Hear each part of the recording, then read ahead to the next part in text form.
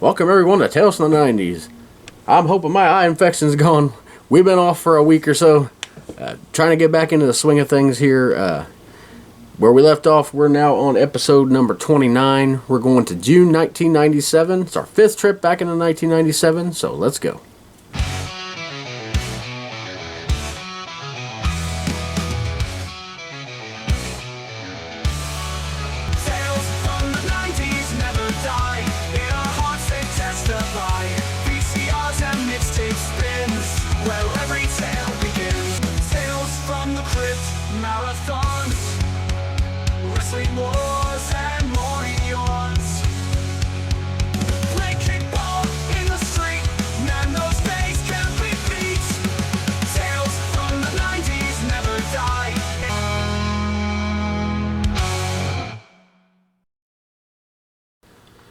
Yeah, guys, that eye infection was rough. It wasn't just, having trouble seeing. I wish that was the only problem.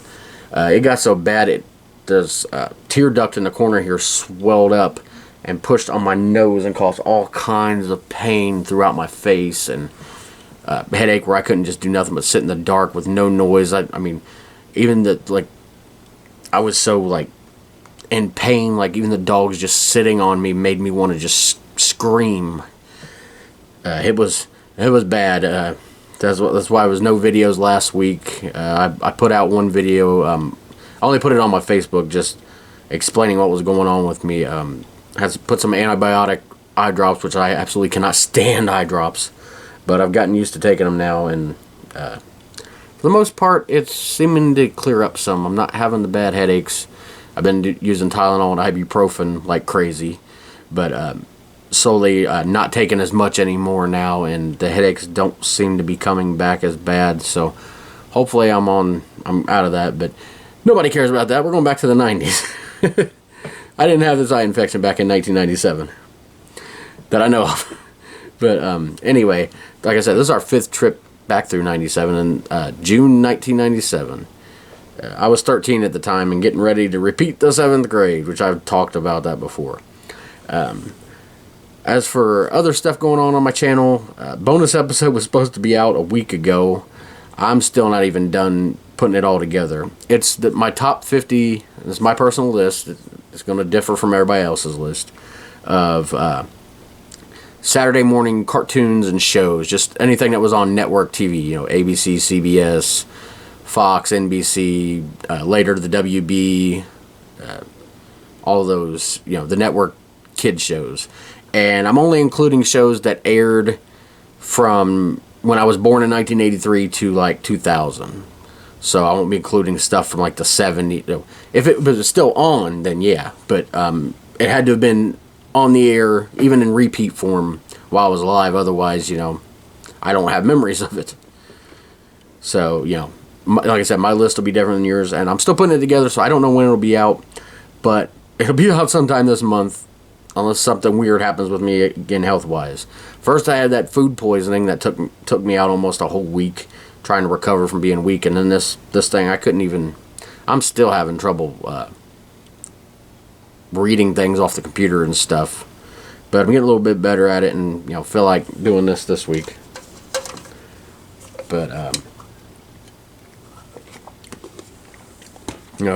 other stuff you'll see on there, some watch-alongs. I used to do the commercials as part of this podcast, so I do it in a separate video now.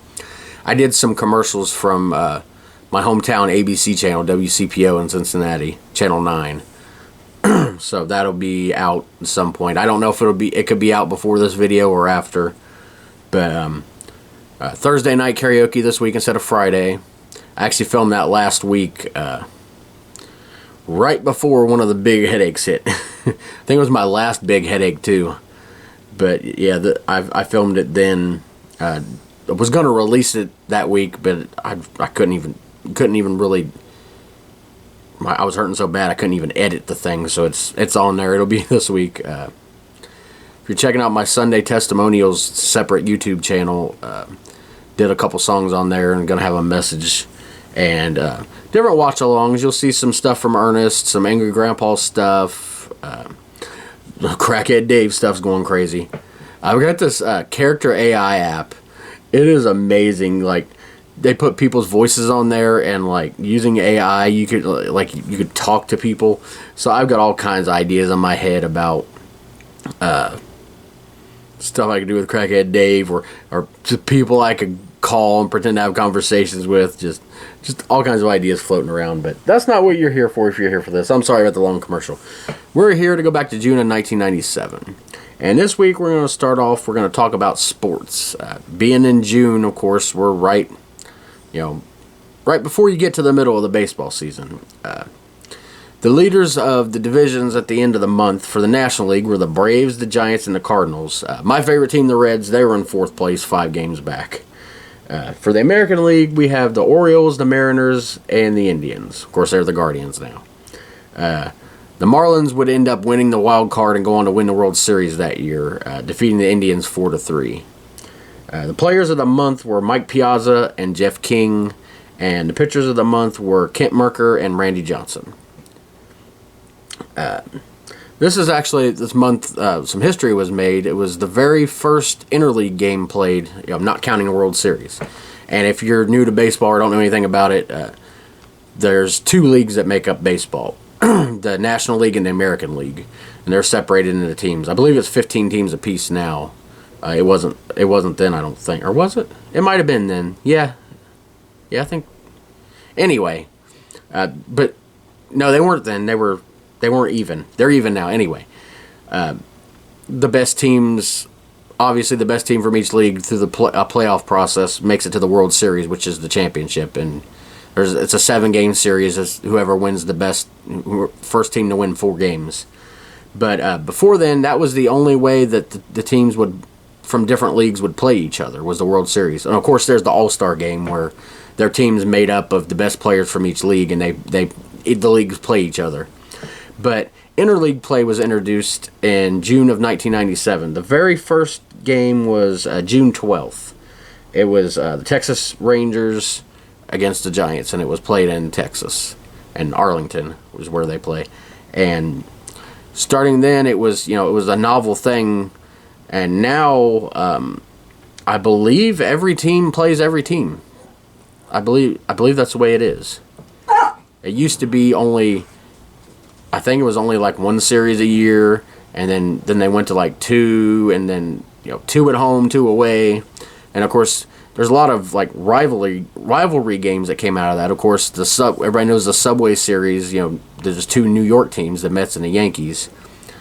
With my team, the Reds got to play the Indians, which were from Cleveland, and they're in the American League. So I'm still hoping one day at an All Ohio World Series. I'm hoping one day that'll happen. You never know. I mean, could happen this year. That would be pretty cool to see. But, that was, for the time, that was, like, big. And there's a lot of people that don't like it. And I get the pros are obviously, you get to see players and teams that you never get to see come into town for interleague play. But a lot of people like it to where, you stick with your own league and, you get to face them in the World Series. It makes it a lot more special. But, baseball being, obviously a business wanting to make money, the smart idea is to have, be able to play all the teams. I don't know if I like them playing every team now like they do. I like when the way it used to be because each league is separated into divisions. The way it is now, there's 3 divisions in each league. Where my Reds are in the Central Division, and there's 5 teams in that. And it's the way I thought it was perfect. Was you play the teams in your division the most, and there's a lot of games in there because you're trying to see who gets to the top of that division. Of course, there's wild card spots now, but if you win your division, you get an automatic spot in the playoffs. And then you play teams in your league a few times a year. I like the small amount of interleague games. I think having faced every team, every year is kind of. I get it, so that way, if you're able to, you can afford to go to all your home games and see all the teams there, and then maybe travel, because, but I don't know. I think there's too many interleague games now. I like the way it was a couple years ago. But anyway, sorry I'm taking forever on every subject today. A couple more, another not a couple more. One more thing about baseball. Kevin Brown of the Marlins, speaking of the Marlins, the World Series champions that year, he threw a no-hitter against the Giants. And then some NASCAR news. Ricky Rudd won the Miller 500 at Dover. Jeff Gordon won the Pocono 500. And then in 2 weeks, he won the California 500 presented by Napa at the California Auto Club Speedway. And this was the year Jeff Gordon won his second NASCAR championship. And then one other race this month, Ernie Irvan won the Miller 400 at Michigan International Speedway. For NASCAR fans out there. I'm kind of getting back into NASCAR. It's hard to catch races some weeks because it just always seems to be something I'm doing on Sunday or taking a nap when I come home from church because I'm tired. But, yeah, that's a little bit of sports. I'm going to move into TV. There was a debut this month and an ending to a show. The debut was called Perversions of Science. It was an HBO show. It was a spinoff of Tales from the Crypt. And, of course, everybody knows my love for Tales from the Crypt. You can tell by the font of the show and the name of it. Tales from the 90's is just complete rip-off of Tales from the Crypt. But this was a spinoff of it after it had ended. It was done by the same producers, I believe. And it was to be more of a science fiction show. And instead of the Crypt Keeper being the host, it was like this weird robot. And she had like metal boobs. And it was like Perversions of Science, you know. It was definitely, I mean, Tales from the Crypt was for adults anyway, but this was definitely, like, you could tell this is marketed for adults. And it used the EC Comics too, the weird science, weird fantasy, and incredible science fiction. You know, just like the EC Comics of Tales from the Crypt used Tales from the Crypt, The Haunt of Fear, shock suspense stories, Vault of Horror, those. So they had to keep the EC Comics for that, and it only lasted one season. You know, it didn't really get much traction. You know, but I just remember that opening with that female robot. Her name was Chrome. It just didn't work because it wasn't the same as Tales from the Crypt. But you know, nothing was going to work without the Crypt Keeper. You can say, oh, it's a spinoff of this all you want. You know, no Crypt Keeper, I'm not watching. Is what most people said. And then the show that was ending is pretty much the show that put Fox on the map, Married with Children. They had 11 seasons and 259 episodes, and they ended. Technically, their last episode was a couple months before this, or a couple weeks before this, but they had like one more episode, and it kind of aired out of order, which was kind of weird. But I mean, it didn't. The last episode really didn't end things anyway. They didn't really have like a traditional ending. A lot of shows, especially these days, they get canceled before they get an ending. And I think that's what happened with Married with Children. I believe they got canceled, but they made Fox pretty much. Between them and the Simpsons put the Fox channel on the map and made them what they are today. Back when Married with Children started and Fox started, they were just a couple nights a week, for a couple hours. Now you can have local syndication like the other ones do, but you've got Fox programming every single day, every night, the weekends, everything. It used to be NBC, CBS, and ABC, the big three. But Fox really became, one of those big networks thanks to Married with Children. Of course, Married with Children is one of those shows that would never make it these days. I got the whole thing on DVD, the whole set. It's awesome. Love that show. My two favorite episodes, and I had taped them when I was a kid. I had one of the few times I got a blank tape, so I was able to tape things. One was where I know it was 96. It was in the summer, because it was the Summer Olympics, and they were Griff and Al. Griff was the other guy who worked with Al at the shoe store. Of all the side characters, Griff was my favorite. But they were like fighting over who would get to do the Olympic torch, which was coming through town, and Griff got to do it, and Al was mad about it. And the other was probably my favorite episode of all time, The Church of No Ma'am. No Ma'am was that group that Al and his friends came up with, were Men Against Amazonian Masterhood or something. It's basically We Hate Women group. That's what it was. But they got this idea of how to make money. They're going to turn themselves into a church so they'd be tax-free and they could collect donations. And Al was up there acting like a preacher. And this episode has to be seen to be believed. But so many memories of Married with Children. You know, they made Fox, but at the end, Fox was like, you're not bringing in enough ratings. But it was just like it is now. Was it really that they weren't bringing in enough ratings, or is it that they have a lot more channels and a lot more shows on? Because if you look at, I believe it was the late 80s when Married with Children started versus the late 90s when it ended, at the different, not just network TV, but all the cable channels. You know, digital cable was becoming a thing. You had 60, 70 channels, sometimes even more on satellite. You know, you're not going to have the same ratings, but that's a thing I get on all the time. They don't give, you know, just like with wrestling, one of my favorite things, we'll talk about that in a little bit, they still try to gauge the way a show's going based on its ratings. And it's like, you can't judge ratings of today versus the Attitude Era, which was like 97, 98 through like 2001 or so, 2002. The ratings were huge. And yeah, some people have quit watching wrestling during that time, but not as much as people seem to act like do, because like I said, there's so much more to watch now. There's streaming, there's people that have cut cable completely out, there's DVDs, obviously, there's DVR where you record and don't even watch it at the time. It's, you know, you can't judge stuff on ratings like you used to, but it seems like these networks do. They cancel these shows way before they should. They judge shows based on that when they should be doing more social media type ratings stuff to see, you know, what's talked about on social media, or to do polls on social media to see what's being watched, because that's more of a gauge than the old Nielsen TV ratings that they still use for some reason. Someday they'll be gone, I believe, but until they are, a lot of shows are going to get cut off, especially shows that end on cliffhangers, because a lot of TV shows will end their season on a cliffhanger. You know, it's just, you know, it's a smart thing to do, because it's like, you know, you can't wait till that new season starts to see how this ends up.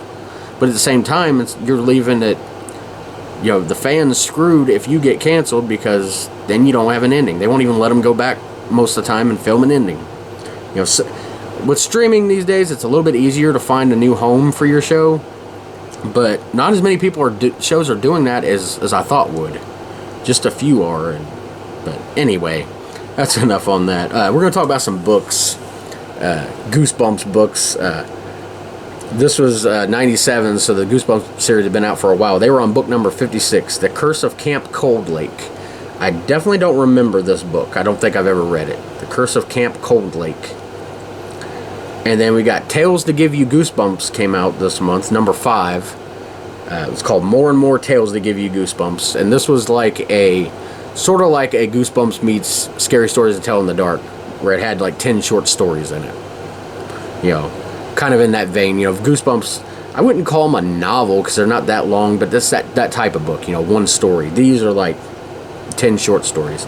And then Give Yourself Goosebumps number 18 came out. Attack of the Beastly Babysitter. I've never read this one. This is like a choose your own adventure book, and I actually have one right now. A Goosebumps one. It's pretty cool. It's not just, you don't just like choose which, you know, if you know choose your own adventure, it gives you options of pages, you know, give you 2 options to do, sometimes 3, and you go to that page, and sometimes you're successful, sometimes you're not. But in this, not only did they have that, but sometimes you flip a coin. Sometimes it's like one pathway in the story I had was, if your name has an odd number of letters in it, then go to this page, and even number, go to this page. You know, it keeps you engaged. It's like a game meets a book. I've talked about this before, but yeah, they were on number 18 at the time. The one I've got is number 5. Goosebumps Presents. It's a book series of original Goosebump books that had already been out, but that had a TV series based on it. And it's basically, they just re-released the book with pictures from the actual show. You know, it's just which I don't want to say a cash grab and make it seem like R.L. Stine was money hungry. I guarantee it was more the publishers doing it than anything. But it'd still be kind of cool to have pictures from the actual series, because that series was like everything.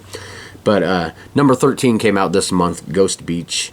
And then one other book note, the first Harry Potter book was published in June of 1997. And I believe it was published in England before it was published here. Or is this, I can't remember, or if this is saying it was published here. Or they published in the same time, I don't know. I watched the movie series with my wife because she wanted me to, and but I've never read the books, but she's read them a billion times. But we're going to look now at a Nickelodeon lineup. It's going to be Friday, June 6th of 1997, and I got this pulled up here. Of course, Nickelodeon, when we're doing these lineups, they've got the whole thing listed, so we're starting at midnight, so we're obviously starting at Nick at Night. We're starting with The Odd Couple, which is a show I never really got into. Same with the Bob Newhart Show, Rhoda, I Dream of Jeannie. But then at 2, we've got The Munsters. I have so many great memories of this show. Not even Rob Zombie and his horrible movie can spoil my love of The Munsters. And of course, The Munsters and the Addams Family were always those two shows. And I'll always say my favorite's The Munsters. The one that's probably the most popular is probably the Addams Family, but to me, The Munsters will always be my favorite. Then we got Happy Days. It's funny, I was just watching some cartoons from just randomly put on a cartoon block on YouTube from 1982. And they had the Happy Days is the next show on here. They had a Happy Days cartoon. I'd never even heard of that before. And it sounded like they actually got the voices. At least I know the voice of the Fonz and Richie Cunningham was on there. But just Happy Days is one of those great shows. So much great memories. I get to watch Ron Howard grow up from being a little kid on Andy Griffith to then being a teenager on Happy Days. Is just great memories. Then we've got I Love Lucy at 3, one of my mom's favorite shows. Newhart at 3:30, Taxi at 4, Mary Tyler Moore Show, Dick Van Dyke Show, Launchbox, which I don't know what that is. I believe I've seen that on here before, but don't know what it is. But I think it was a Nickelodeon thing. Because then at 6, we start with Wienerville. Crazy puppet show by Mark Wiener. Just a variety show. A lot of fun on that. And then 6:30, we got Beetlejuice the cartoon, which I've always said I've loved the cartoon. I didn't really care that much for the movie. I know I'm a horror fan, and I don't really like Beetlejuice. Haven't even seen the second one. But I love the cartoon. Then at 7, we got Inspector Gadget. See, I didn't like the Inspector Gadget movies, but at least the cartoon came out first. Love that cartoon. The running gag of the self-destructing note always getting thrown back at the chief. I mean, as an adult, you're like, why did he make him like that? And why didn't he just tell Inspector Gadget so it didn't blow up if he knew he was going to do it every time? But as a kid, that's the joke. 7:30, Alvin and the Chipmunks, the 80s cartoon, not like the older one. A lot of fun on that. It was the one that introduced the Chipettes, the female version of the Chipmunks. And at 8, we've got Looney Tunes on Nickelodeon. I say it every time, you can't go wrong with Looney Tunes. And then at 9, we're starting Nick Jr. And even though this was June and people were out of school, they still had Nick Jr. during the day. At 9, we start with Little Bear, which I first read the Little Bear books, but the cartoon is just... I'm sorry, I skipped one. I skipped Rugrats after Looney Tunes. Or did I? No, I don't think I said Rugrats. Anyway, Rugrats is on at 8:30. One of the first 3 original Nicktoons. But then, like I said, at 9, we've got Nick Jr. with Little Bear. Just great, just family cartoon. And at 9:30, Blue's Clues. The same thing there, but there's definitely a lot of learning skills involved there, trying to teach the kids, because that's what a lot of Nick Jr. did. Not just entertain the little preschoolers or before then. They were trying to get a little head start on learning for when you get into kindergarten. And then we've got Rupert at 10, which I didn't watch much of. 10:30, My Bed Babies. Yes, gotta say it like that. Love the Muppet Babies. That's another one of them. I love the Muppet Babies, but I never cared for the Muppet Show or any of the Muppet movies. Like, obviously, I know who Kermit the Frog is and Miss Piggy and all. I know who they are, but I never cared for their shows. Muppet Babies is the only thing from that world that I seem to like. I know, strange. Speaking of puppets, 11 o'clock, we got Allegra's Window, which I don't remember a ton about now, but I know I watched it a lot then. It's the same with Gullah Gullah Island. That was next. Well, actually, I should say it's different than Gullah Gullah Island. But what's same about them is they debuted the same day. And they were on at the same time. But I have so many more memories of Gullah Gullah Island. Binya Binya Pollywog. Just watched a little mini documentary. I talked about this last week, so I won't go into that. But yeah, if you look up like the history of Gullah Gullah Island or something, you'll find out all the real details behind it. It's really cool, fascinating story. Got Little Bear again, and Blue's Clues. 1 o'clock, The Busy World of Richard Scarry. Of course, I've read or looked at the books, but the cartoon was it was great. You know, animals in the town, the Lowly the Worm, and the apple car. Man, there's so many memories. It's hard to talk about it on camera because, you know, you always think about your personal memories. And then 1:30, Papa Beaver Story Time. I never watched that much. 2, we got Looney Tunes again, Beetlejuice, and at 3 o'clock, Tiny Toon Adventures. And that was like the precursor to Animaniacs, but it was like, you know, if you like Looney Tunes, you know, these are the crazier, you know, learning to be the next set of Looney Tunes. Never got the you know, because it was like they were in I can't talk today. They were in like the university where they were basically learning how to be the Looney Tunes. It's too bad you never got to see. I believe they brought it back recently, but they need to do a version where they're the new Looney Tunes now and have like the old ones at the nursing home. Like they go visit Bugs Bunny and Bugs Bunny's like, back in my day, and Buster's like, sure, old man. That would be a hilarious like thing, and maybe even have newer ones at is it called the Tooniversity or Looney Tuuniversity? Something like that. I'm probably off on that. Anyway, we got Muppet Babies again, Alvin the Chipmunks, Inspector Gadget, and at 5 o'clock we've got Are You Afraid of the Dark? The episode was The Tale of the Final Wish. I remember that one. But Are You Afraid of the Dark? When I did my bonus episode, my top 50 Nickelodeon shows of all time, that was number 1.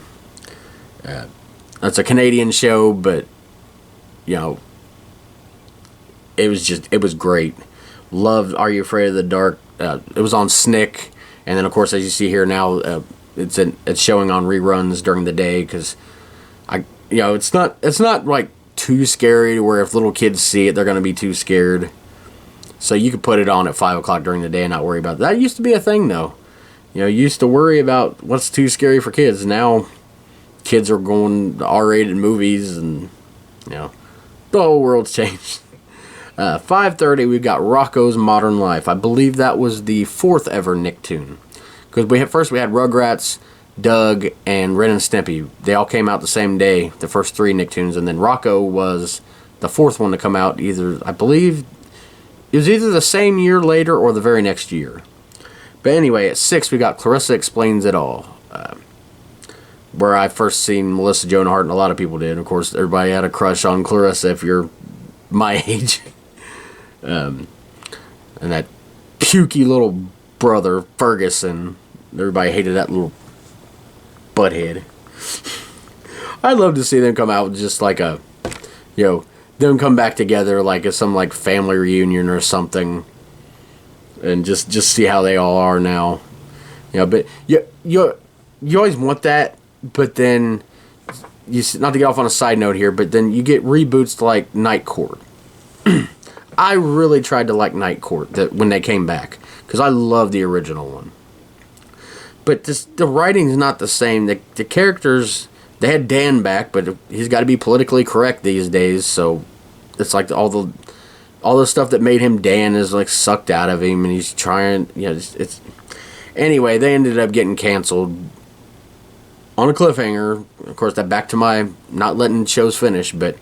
That show I believe, probably had too much time to finish. It's just, everybody wants a reboot, and you can come up with scenarios in your head, but realistically, sometimes I guess it's just best to leave them alone, because, you know, they can be done right, but when they're not, it's like, why are we watching this? Anyway, we got Tiny Toon Adventures again, and then at 7 we got Doug. I just talked about that. Of course, Doug also would end up getting bought out by Disney and becoming Disney's Doug, with a different theme song, and kind of the life sucked out of it. You know, it wasn't the same. 7:30 Rugrats, 8 o'clock Kablam, that variety cartoon show, and then at 8:30 we're back to Nick at Night, and looks like we've got a marathon of The Odd Couple. So if you like The Odd Couple, Friday night was a good night for you. But that's a little bit of the Nickelodeon lineup. Always fun to go back and look at those and see what was on. Next, we're going to talk about... back to my list here. Oh, yeah, because I have a little outline of stuff I talk about. I don't just completely come up with everything off the top of my head, otherwise it would be more jumbled than I already am. But, yeah, I don't write out a script word for word. But I want to talk about one of my favorite places as a kid that I've actually went back to was it last year? Yeah, I think it was last summer. Dale Road drive-thru in Norwood, Ohio. It's on Dale Road, obviously. It's just this little drive-thru. You know, it's a little convenience store and a drive-thru because you can, you know, pull around and like drive, and most people do it to order beer and stuff. But as a kid, we weren't going in there for beer. We were going in there to get pop and chips. And where I come from in Cincinnati, we call soda pop. Everything is pop. And of course, the pop we wanted the most was Surge. They need to bring that back. That's another story. But we were going in there because you could get a small bag of chips and a 12-ounce can of pop for $1 each. And this was just like, you know, that's the way it was. We didn't think at the time, we're like, wow, this is so cheap. You know, we were just thinking, you know, we got $1, let's go get. Nowadays, it's like, I've seen those same small bags of chips at Dollar General for like $1.25 for this little tiny bag of chips. $1 used to get you not the giant size, but you know, a pretty big size. You know, it's like $2.50 would get you those big bags of chips that you get now for almost $5. The price gouging and inflation is just unreal. You definitely can't get a can of, wherever you can find cans of pop, which normally you just find the 20 ounces, but some stores sell them. You know, sometimes I've seen some you can get for 50 cents, but that's about the cheapest I've seen. But yeah, if you had $1, then you could get like 2 bags of chips and 2 pops. Like, you were set. And sometimes if you did get the 20 ounces, you would get, first of all, anybody remembers the differences in bottles? Like, the bottoms of the 20 ounces and 2 liters, it used to be like rounded. Now they got those like, almost like 4, I don't know how to describe them. They look like 4 like plastic legs on them or something. You know, they used to just be a round bottom that they'd put on it. Sometimes the color would be different. And with cans, I remember when the mouth on the cans were real small. Now they got those wide mouth cans. You know, some things change for the better like that. But anyway, the 20 ounces, if you remember, a lot of them, especially during the summer, they would have, you know, little contests going on where, you know, you'd see what you get under the lid. Sometimes you would get, you know, you'd love to see a free 20 ounce. You take that lid right to the store, you get another pop for free. Sometimes it's a buy one get one free. Sometimes you instantly win a prize. You have to send it away to the company, but you win a prize. And, you know, they started coming out with codes in the late 90s, and now if they do anything like that, it's some kind of digital points or something. It's not the same. Just like with cereals nowadays, if you get any prizes with it, it's always this digital stuff and everything. Used to be you get in the cereal and you get to the bottom and there's your prize. you get all kinds of stuff in there. You know, some of this stuff was like big stuff too. They'd have, sometimes you get a CD in there. Sometimes you would get toys. I believe they even gave some video games away in some like certain cereals. You know, that might have just been demos or stuff, but still. just not the same anymore. And with chips, this was around the time they came out with Doritos, and I don't know if it was just Doritos. I think it was the whole company of Lay's, because Lay's owns Lay's, Fritos, Doritos. But they came out with Ploids. That's what they called the points. Ploids. We called them chip points. They're Ploids, but we always just called them chip points. And there was like a list. I believe they had it at the store even. I think we took one home because they had them, for the customers to take to see what you can earn. But on the backs of like the little bags of chips, you get, I can't remember how much the points were.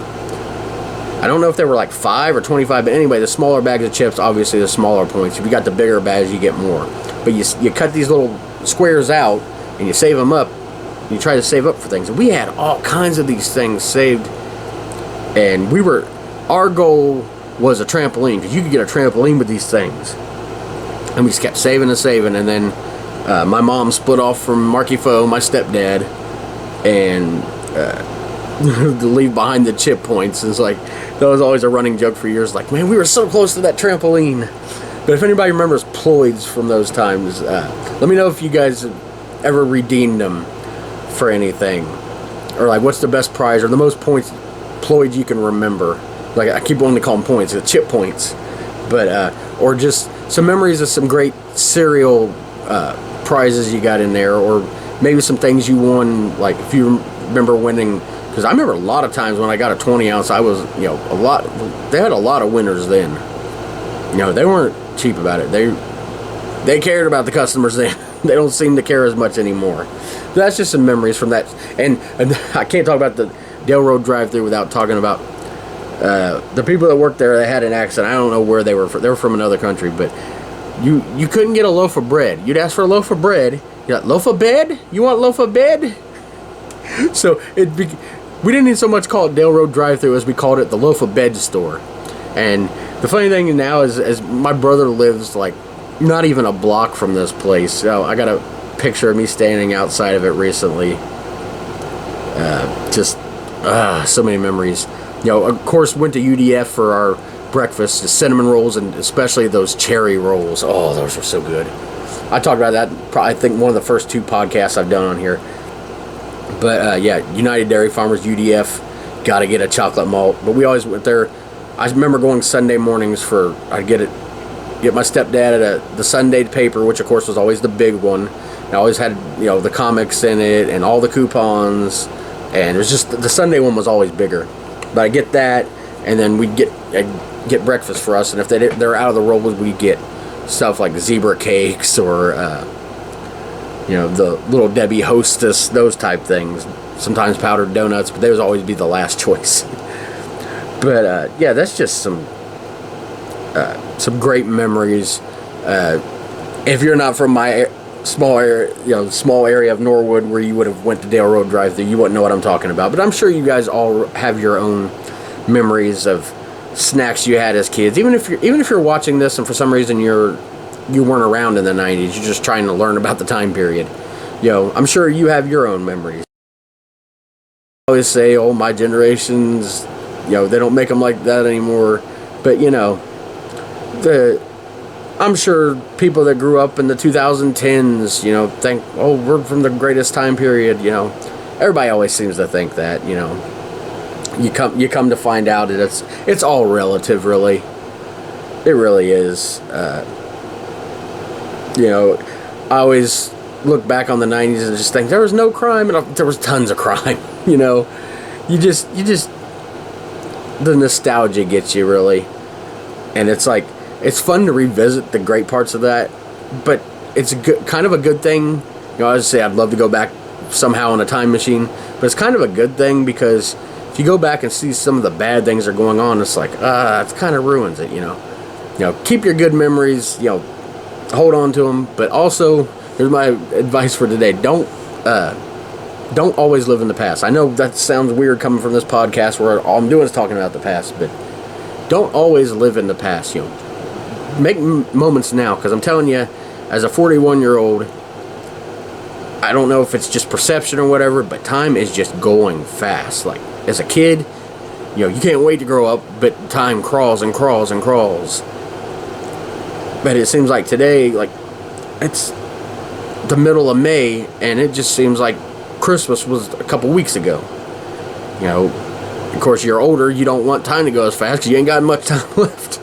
But just make as many memories as you can, you know, and whether that's recording them with a camera or just remembering or whatever, just, you know, definitely hold on to those good times of the past and think about them, but also just don't forget to live in today. You know, today's, you know, because 30 years from now, you know, you're going to be thinking of these times, and they're going to be great memories, you know. So don't just live in the past and keep your memories there. You know, just try to live in the moment as much as you can. This has been a public service announcement. Anyway, we're going to talk about some music now. We've got some, you'll see what I mean in a minute, but my favorite music has always been country. But I do look at the Billboard Hot 100 to see what was, you know, going on in popular music. Number one for the first week of June, and also 2 weeks prior, so it's 3 weeks total, was Hanson's song Bop. My wife had the first Hanson CD, and everybody was in love with them. They were a little bit before NSYNC and the Backstreet Boys as far as popularity, but they never reached that, you know, that platitude of popularity that Backstreet Boys, NSYNC, and even 98 Degrees did, or Boyz II Men and New Kids on the Block before them. But that was probably their biggest song there. I don't know if that was their only number one hit or anything, but number one for the rest of June and 11 weeks total was the P. Diddy, and the less I say about him, the better. Hopefully, that sick freak's convicted, but his song, I'll Be Missing You, like I don't want to talk about him much because he's disgusting, and hopefully he pays for his crimes. But anyway, I'm not trying to keep too much on that. Talking about country music, the big song at the time, or the big artist at the time, the two artists, was really Tim McGraw and Faith Hill. They had gotten married, so they became like the super couple. But the song "It's Your Love" was out, and it was number one the whole month, and then 2 weeks into July, so a 6 week total, which for country music was rare to have a super long run at number one. It was so competitive that sometimes even 2 weeks in a row at number one was like, wow, that's a big song. But yeah, "It's Your Love" was everywhere. After they just gotten married. I'll talk about in a minute about his album had just come out. But, you know, it was big. And this is back when Tim McGraw still sung in his country voice. It's like Tim McGraw's had three voices. One where it seems like he was exaggerating the country, like it seemed like he was like trying way too hard. During this time, especially during this album, the Everywhere album, was really, I believe, when he found his best voice. And then later on, he's still saying country, you know, it was still in his accent, but he's trying way too hard to be a pop star these days. Don't like anything new he's done. I've tried, I really have. It's like, you know, the fame went to his head and is trying to make him more of a pop star when he can sing the crap out of great country songs if he tried. But like during this, like the album that was released this month was Everywhere, and that was literally everywhere. I mean, he released 6 singles off of this album. 4 went to number 1 and 2 went to number 2. Obviously, this was the first song released from it. Went to number 1 for 6 weeks. By the way, this was his 4th album, and it went 5 times platinum, so it sold at least 10 million copies. But it was, you know, I have down here as the first album that made him a superstar, and it really is. You know, after this, it was just up and up and up.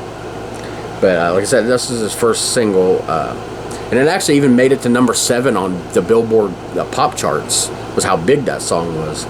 And they didn't go back and change it like some country songs that become pop crossovers. Sometimes they'll put more electric guitars in there and try to take the fiddle and the steel guitar out, which sucks. This song, I believe, on the pop charts they left that in. But anyway, his other number ones were the title track Everywhere, and that's a great song. Just to See You Smile, great song too. They're all great songs. Where the Green Grass Grows, And the two songs that went to number 2 were One of These Days and For a Little While. So I thought For a Little While would have been a number 1.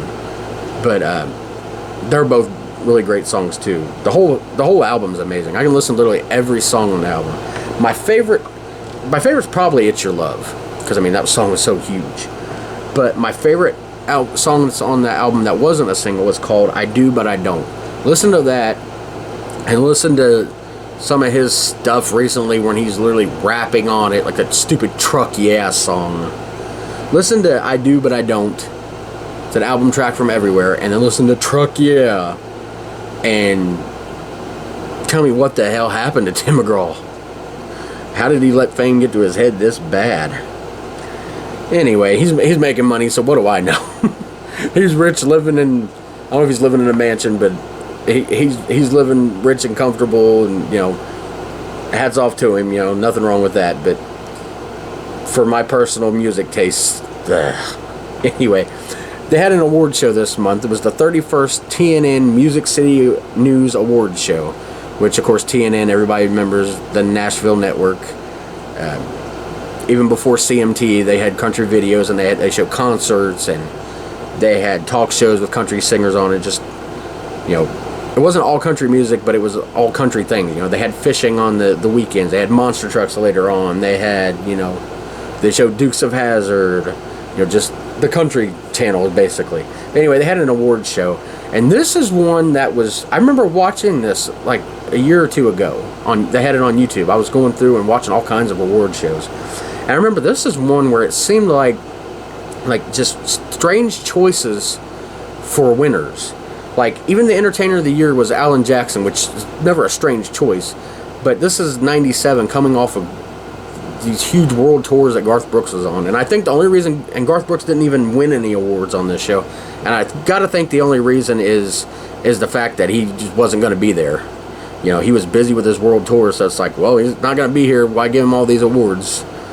But Alan Jackson, you know, I can't disagree with Entertainer of the Year normally on that, but that year, you know, 97 coming off of 96 was easily Garth Brooks' year. But anyway, the album of the year, Blue Clear Sky by George Strait. Definitely don't disagree with that. That was a great album. Male Artist of the Year, Alan Jackson. Again, have no problem with that. Female Artist of the Year, Lori Morgan. In 97, I don't know if she was like the Female Artist of the Year. That's when we start getting into like strange choices, and you'll see what I mean. Like Vocal Group of the Year, the Statlers. I'm sorry, I love the Statlers and the Statler Brothers. They stopped being called the Statler Brothers because I can't think of his name. Oh, it's killing me now. The guy that joined them, he's now in Brothers of the Heart, a Christian group that I love. Jimmy Fortune. Yeah, he joined after I think one of the main brothers died. So that instead of being called, changing their name, they kept the Statlers. But anyway, 97, they were not the Vocal Group of the Year. They were barely making albums, and I know that a lot of people, like today, a lot of the great artists don't get played anymore, but they weren't doing anything at the time. It's crazy to think that they were the Vocal Group of the Year. The Vocal Duo of the Year, Brooks and Dunn. Of course, I agree with that. Coming off 96, their biggest year. I believe they won Yeah, the last episode I did was April 96. They won Entertainer of the Year. I can't remember if it was the CMAs or the American Country Awards. But they were Entertainers of the Year. They had such a big year. But Vocal Band of the Year, Sawyer Brown. Definitely won't disagree with that one. Now here we get some weird stuff. Vocal Collaboration of the Year, Lori Morgan and John Randall, which I don't remember what song they did. I know John Randall was someone she was married to. Of course, it was after Keith Whitley had died, and before her and Sammy Kershaw got together. But I don't remember what song they even did. Single of the Year, Trail of Tears by Billy Ray Cyrus. That song was barely on the radio. I heard it a few times, and in my opinion, it's definitely not one of his best. And I'm not even talking about Achy Breaky Heart, you know, which I don't have a problem with that, but a lot of people do. But he had some great songs. That was nowhere near one of his best, and that's not the Single of the Year. I'm sorry. Video of the Year, Then You Can Tell Me Goodbye, Neil McCoy. From what I remember, it's just like a black and white video up in the snow. Like, it's a good song. but I wouldn't call it video of the year. Male Star of Tomorrow, Wade Hayes. He never did have a huge career.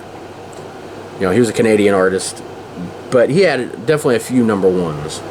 Female Star of Tomorrow, Leanne Rimes. Definitely agree with that. I don't believe she's even had as big a career as she should have had. I think all kinds of stuff got in the way of that, personal stuff. But I definitely think that as big a career as she's had, I think it should have even been bigger. Christian Artist of the Year, Ricky Van Shelton. I remember him giving his acceptance speech and him just looking like almost dumbfounded. Like it's like he'd released like one Christian album like 3 or 4 years prior, and he literally said in his speech, because I remember it was so odd. I remember it saying like, I do make regular country songs too. They just weren't playing him on country radio. It was like he was like why are you bother even giving me an award? I ain't done a Christian album in 4 years. Comedian of the Year, Jeff Foxworthy. I would have picked Cletus T. Judd, but Jeff Foxworthy and 97, he was everywhere. Living Legend Award went to Charlie Pride, and I remember this. I remember him like not expecting to win that, and he was like so shocked, and his wife just. It was great seeing the look on their faces. And then the Minnie Pearl Award, which is given to like entertainers, like comedians or other things, because Minnie Pearl wasn't a singer. She was like more of an entertainer, a comedian, different stuff on the Grand Ole Opry. Anyway, it went to George Lindsay, who is mostly known for playing Goober Pyle. Sorry, I knew it wasn't Gomer. Goober Pyle on the Andy Griffith Show, but he was always on the Grand Ole Opry as like a country entertainer. And he was surprised, too. He didn't know about it. So that was pretty cool. But just some weird choices in that award show that year. Like, I don't know. I remember when I watched it, I felt it was strange. Notes of news. On June 2nd, Timothy McVeigh, the Oklahoma City bomber, that piece of crap, was found guilty. And then 11 days later, I don't know if it took him 11 days or they just scheduled out for them, but the jury sentenced him to the death penalty, which, good for him. Whenever I get to the episode, of the month when the bombing happened, which I can't remember off the top of my head, but I definitely will be talking about that.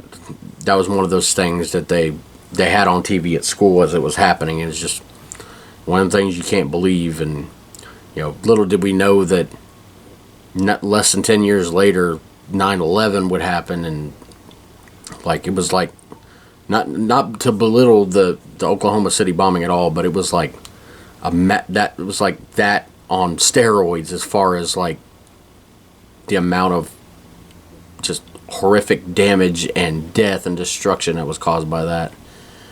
But yeah, just freaking racist extremist out to kill people. And it's whether they come from here, whether they come from other countries, whatever their religion is, it's the country they're from and the religion they're part of, unless it's like some devil worshipping thing or something, none of that causes these people to do that. It's their own sick ideas and ideas that they take from religion or their country, and the people they hang out with, and they twist them around. And just, I see a lot of stuff about, talk about the 9/11 thing, and I don't mean to call it a thing like it's nothing. I don't mean disrespect there, but, there was all the hatred of Muslims and everything from that time period. And it's not the fact that the terrorists were Muslim that caused them to do it. It's the fact that they were terrorists. And Timothy McVeigh, I don't know if he was ever labeled as a terrorist, but in my mind, he's a terrorist. He killed hundreds of people, and, I'm glad.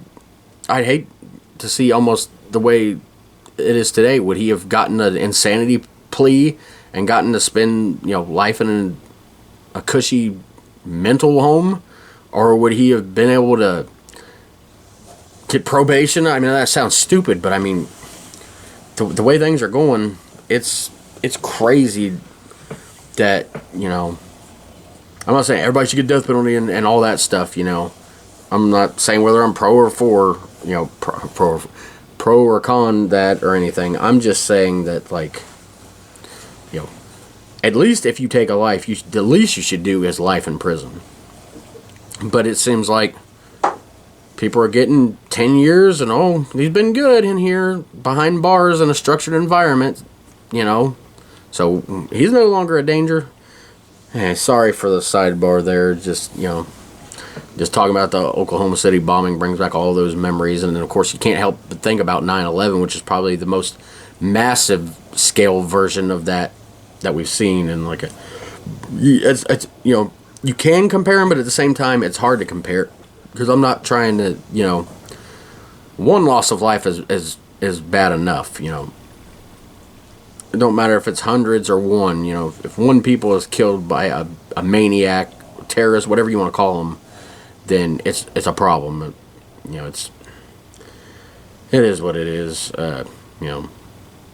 He was, justice was served on him, and there's nothing really that can go back and be done about it other than, hopefully people notice the sign of these people, and it's hard to stop somebody before they do something if they don't you don't know they're going to do it, but hopefully people can recognize the sign and get help for some of these people or find some way to get them locked up. Anyway, we're going on almost an hour now. I'm sorry about the long podcast here. Just a couple more things to talk about. Wrestling, huge wrestling fan. At this time, ECW had come out with, I believe in April was their first pay-per-view. But they had two events this month that weren't on pay-per-view because even back then in 97, they were just starting in WCW and WWF to have a pay-per-view a month. ECW wasn't doing once a month then. They just had their first one. But WrestlePalooza was on June 7th, and it was the second ever WrestlePalooza held at the ECW arena. Tommy Dreamer defeated Raven in a loser leaves town match. And this would actually be the way Raven leaves ECW, and he ends up going to WCW. Doing some good things there, but definitely didn't live up to the potential everybody thought he would. Whether whether that's management's fault or his fault, there's always that argument for WCW of whose fault this was. Like the Bret Hart going there, was it his fault? Eric Bischoff's fault? Both of their faults, because I kind of think is where the truth lies on that one. But Sabu defeated Taz, and then after that match, Taz went on, as they do in ECW, just it almost seems everything's impromptu. But immediately after that match, Taz challenged Shane Douglas to a match for his ECW World Television title, and he beat him for it. But before I go any further, got some sad news yesterday. Sabu passed away. I don't know what happened. I didn't even look into it. Apparently, yesterday was Mother's Day when I'm recording this, by the way, Monday, so May 12th. If you need the date, there you go. But apparently my brother Travis had posted about it in the morning, and I put in like a group chat with our brothers that he died, and he's like, I posted about it this morning. I was like, I ain't been on Facebook. Because I'd stayed off Facebook. One, it was Mother's Day. I was busy doing stuff with my wife. But also, I hadn't been on Facebook because WWE had a pay-per-view the night before, and I hadn't finished it. And I was at wrestling that night, so I couldn't watch it live, so I didn't want to get any spoilers, so I stayed off Facebook. Anyway, all that don't matter. Sabu is not just staying because he's dead. I've talked about it on here before. My favorite ECW wrestler of all time. He was he took a lot of risk and definitely made more than a few mistakes on some of his jumps and stuff, but just there was something just mesmerizing about him. The fact that, at the time his character didn't speak, it seemed like the more he was stabbed with barbed wire and his jaw was busted and everything else, the more he liked it. He seemed like inhuman, like just there was just something different about him. Like even in ECW where everybody's using weapons and stuff, when he did it, it seemed different, and he just was willing to take any kind of risks. Everybody gives Mick Foley praise on that, and they definitely should. But to me, my favorite hardcore wrestler of all time was Sabu.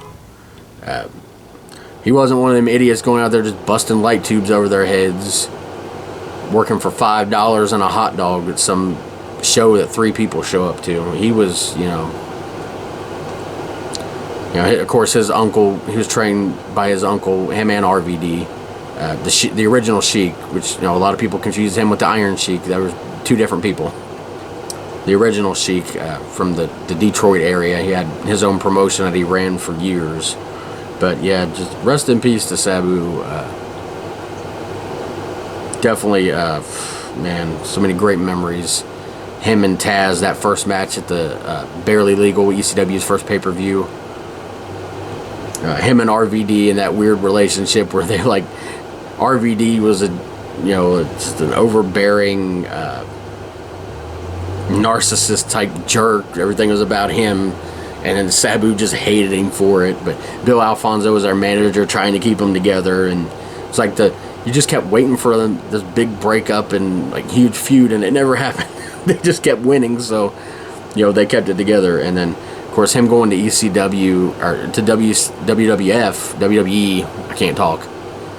WWE during the mid 2000s, and of course everybody knows the ECW rebranding or relaunch, reboot, whatever you want to call that WWE had was, ended up sucking. But he did a lot of good work there. Had some great matches with John Cena, Rey Mysterio. Hope they put him in the Hall of Fame. I know him and RVD inducted his uncle, the Sheik, but I hope they put Sabu in the Hall of Fame this coming year because he over deserves it. But I'm gonna finish up talking about this ECW Supercard, not pay-per-view. The ECW World Tag Team Champions, the Eliminators, Cronus and Saturn, loved the total elimination finish they did. Was so great. They retained their titles, defeating the Dudley Boys. Speaking of great tag team finishes, the 3D. ECW had some great tag teams. The Dudleys probably being the one that everybody thinks of as probably the greatest, and I'd probably agree with that too. But I mean, the Gangsters, the Eliminators, Public Enemy, the Gangstonators is where New Jack and Cronus's partners Saturn and Mustafa left ECW, so they joined forces. That was a kind of an odd couple, but they didn't really fight with each other. They just, we're different, but we're gonna go beat everybody else up. Anyway, the very next night was WWF's pay-per-view King of the Ring from Providence, Rhode Island. Triple H won King of the Ring that year, defeating Mankind. Of course, everybody knows the story. He was supposed to be the King of the Ring the year before, but that whole curtain call when Nash, Diesel, Razor Ramon left WWF, they couldn't be punished because they were leaving. Shawn Michaels couldn't be punished because he was the champion, so they punished Triple H, by making, he was going to win the King of the Ring. They took that away from him and made him lose a bunch of matches. Stone Cold got the win, which ended up being best for everybody because they had that Austin 316 promo and really was the start of the Stone Cold everybody knows these days. So in the end, and that gave Triple H fuel later on. You guys did all this to me just because I wanted to go out and say goodbye to my friends. Really came up with the Game character, so that all worked out great for them. And like I said, he won in the next year in '97, defeating Mankind. And the main event, WWF champion The Undertaker retained his title, defeating Farouk. And a week later, June 15th, WCW had their 11th Great American Bash. This is from Moline, Illinois. WCW World Tag Team Champions, The Outsiders, which I was just talking about, Hall and Nash, they retained their titles, defeating Ric Flair and Roddy Piper. And then in the main event, Randy Savage defeated DDP in a Falls Count Anywhere match. Of course, at Spring Stampede is that huge coming out moment when DDP defeated Macho Man Randy Savage. So this was definitely still in their feud, which is the PWI Wrestling magazine voted that feud of the year for '97 with good reason. And then the final event, big event that month was June 28th, ECW's weirdly named Orgy of Violence show, which I don't think had any orgies in it, but definitely had violence. It was from the ECW arena. The main event, Sabu and RVD defeated Tommy Dreamer and the Sandman. And then some title changes that happened this month. The Dudley Boys would defeat the Eliminators for the ECW World Tag Team titles. It was on an episode of Hardcore TV. So they lost to them in that first event of the year or the month, but they eventually did beat them for the titles. June 28th, Chris Jericho won the WCW World Cruiserweight title from Syxx, which is X-Pac, on a special episode of Saturday Nitro. It's where Nitro had to be moved, so they put it on Saturday instead of WCW Saturday Night. And then finally, June 9th, Jeff Jarrett won the WCW US title from Dean Malenko on Nitro. A debut this month, which would be huge. June 23rd, Bill Goldberg had his very first match. Can't remember if he debuted on WCW Saturday Night or on Nitro, but that was the start of the streak and all his huge career there. And then some sad news. June 19th, Stan the Man Stasiak died. He was best known for being the WWF champion, I believe back in the 70s, or maybe it was the 60s. I can't remember. I want to think if it was the 60s or the late 60s.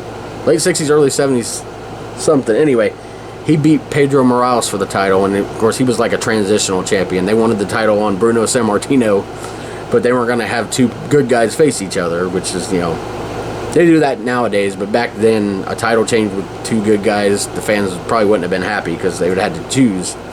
But Stan was such a great heel, they put it on him. And it was only 9 days, but still, goes down in history and is in the Hall of Fame for it. I want to wrap up by talking about some months I get maybe a movie or two that comes out that I've seen and liked. Some months I haven't even had the movie feature on here because there hasn't been any I like. This month, there's actually 5 movies that came out, and I just realized I made a typo on my thing here, which I keep these saved on my computer for future reference. Anyway, here we go. The movies that came out. Con Air, a great movie with Nicolas Cage. Of course, that's where the How Do I Live song, which everybody knows, came from Trisha Yearwood. And of course, Leanne Rimes also recorded the same song. Was told it was going to be for the movie, but I don't know if they had her and Trisha Yearwood, if they were like, see which one they liked better, or there was some miscommunication. Anyway, that's where that song was from. And Nicolas Cage plays this, I believe he was a Marine. I think so. If not, he was in the military. But anyway, he got in a fight in this bar, and because he had special training, he knew his hands were like weapons, so he knew shouldn't have fought back or something. It was stupid. They were beating him up first, but because he killed a guy and he was in the military, well, you're going to prison. It's just weird to me. I mean, it may be true and happen, but it just seemed weird to me. Anyway, he's getting transported. Was actually getting ready to come home. But little did he know on this airplane that everybody on that some of the cons are getting transferred, as well as some people going home. Well, they're planning on taking over this airplane, and they do, and he ends up kind of almost going undercover and trying to help the police and the FBI take down these cons. It was one of those big action movies with the big plane crashes and the fight scenes. It was a really good movie though. Speed 2 Cruise Control came out. I'm not a huge fan of this movie, but I love Speed. This and another movie, the last one I want to talk about, is like this weird phase they had for a while of movie sequels, but on a boat. Because Speed 2 took place, Speed took place on the bus, where the bus goes below the speed, then the bomb blows up. Well, this one takes place on a boat. And like I said, it wasn't one of my favorites. I think I've seen it once. I'd like to watch it again just to try to judge it. I just remember, I don't know what I was expecting as a kid, like to be on the bus again. But yeah, it was just it was an okay movie for me. But I'd like to see it again to give it to really be able to judge it. Then we've got Batman and Robin, which is a great movie. I've got the 4 Batman movies from the 90s set on one DVD, which I'd like to go back and later on and get each one like with special features, because this is just like a budget. But I mean, it's like $7.50 at Walmart. You get 4 those movies. I know Batman is the original Batman movie from the everybody thinks from the 90s is from '89. I know technically it's '89, but still. That and Batman Returns, Batman and Robin, and Batman Forever. Those 4 movies to me are, obviously Batman and Batman Returns are the better ones, but there's still a lot of good in Batman and Robin. One of my favorite, I think it actually is my favorite Disney movie of all time. Fox and the Hound is a very close second, but my favorite Disney movie of all time came out in June of '97, Hercules. Everything about this movie just works for me. The main song, Michael Bolton, Go the Distance. Oh, I love that song. I got so many memories. We had the tape when it came out on tape, and me and my brothers would sing, and this is so stupid. He had this girl he liked, and I can't remember if they actually went out, but it was being '97, and my brother was, how old was he then? And this, let's see, and it may have been '98 when we had this tape, I don't know, but my brother was born in '88, so he was 9 or 10. So this girl he liked at school, I don't know if it was his girlfriend, but her name was either Tiffany or Tiffy, or they called her Tiffy or something, but there's this one part of this song where he goes, I won't accept defeat, but he sings it like Michael Bolton, so it's not exactly an accent, but just the way he sings, almost, But Josh swore, he said, I want to suck Tiffy. Like, as a kid, you don't even know, like, what you're saying is not even anatomically correct anyway. But it's like, I want to suck Tiffy. And we would like, sometimes we'd fast forward the whole movie just to get the end to listen to the song. But besides that goofy kid talking stupid crap, the movie is just great. So many funny parts to it. The whole thing is awesome. I love Hercules. And another movie that came out was a TV movie that probably a lot of people haven't seen, was Buried Alive 2. And I know there's been a few movies with the Buried Alive title, but the one I'm speaking of, the original Buried Alive, was from 1990. It had Tim Matheson, and that was in my top 50 horror movies. I liked it so much. But he played this guy who's married to his wife, and she was like a gold digger and was cheating on him with, he ran his own business, and they were kind of rich and built like their dream house. But she didn't want to live there. She wanted to be in like California, out of the woods almost. Anyway, she was cheating with this doctor, and he gave her this like poison from a fish that like could cause a heart attack but be undetectable and like kills him instantly. Well, she's going to kill the guy, and like half of it gets dumped out, and he don't even get the whole dose because she's like having second thoughts. But what it does is it like, what it had to have done is slowed his heart to where they couldn't tell he had a heartbeat. And she wanted him dead so that way he could sell the business to this guy who'd wanted to buy it for like $1 million, and her and the doctor could go run off together. Anyway, he ends up not dying, and because she's cheap, she wants to rush. She wants to get the thing sold and get on with it. So she's like, I want this funeral now, and the funeral home place, they're going to embalm him. They're like, we're not even going to make any money on this. Like, and the embalming machine broke. And they're like, the best part of him embalming, nobody knows if he really did it. And since he was being buried the next day, that's how he came back alive. Well, came out of the ground basically. And also, for one, he wasn't embalmed, and two, she put him in like the cheapest coffin they could find, so he was actually able to dig his way out of it, which I know logistically wouldn't work. But anyway, Buried Alive 2 is what I'm talking about now. It has his best friend in that movie, in the original Buried Alive, was a sheriff.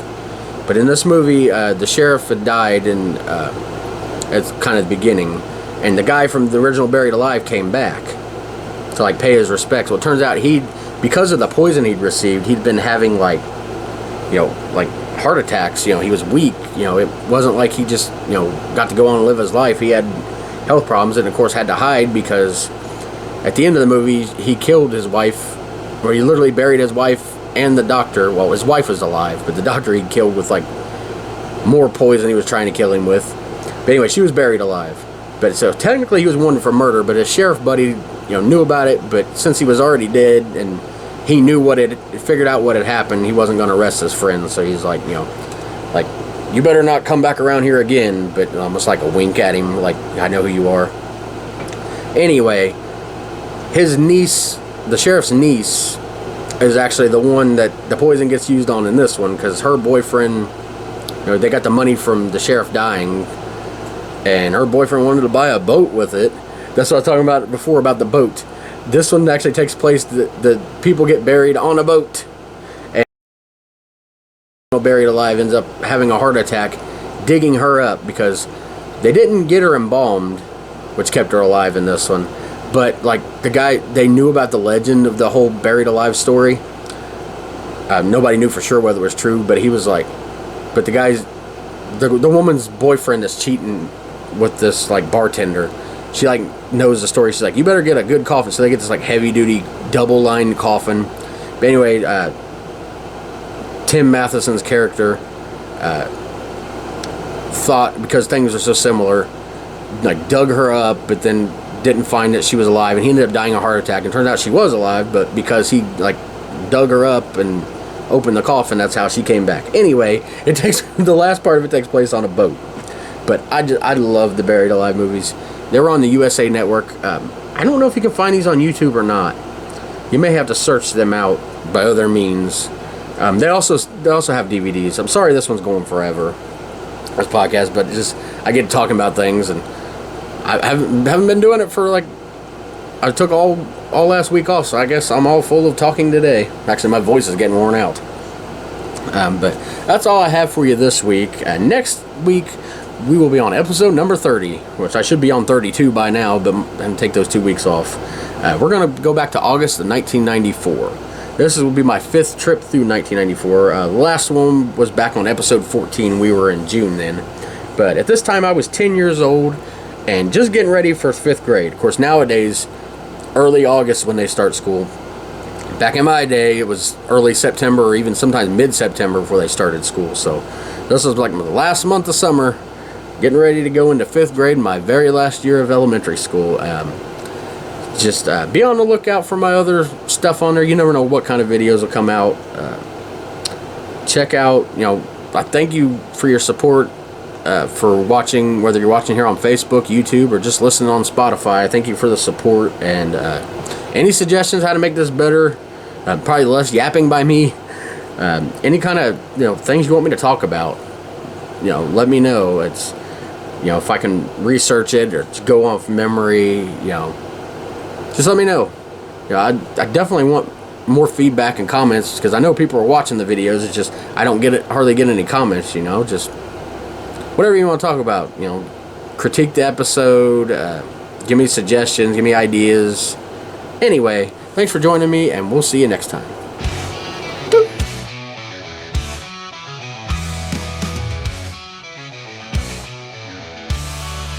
Tales from the 90's never die. In our hearts they testify. VCRs and mixtape spins, where every tale begins. Tales from the crypt, marathons, wrestling war.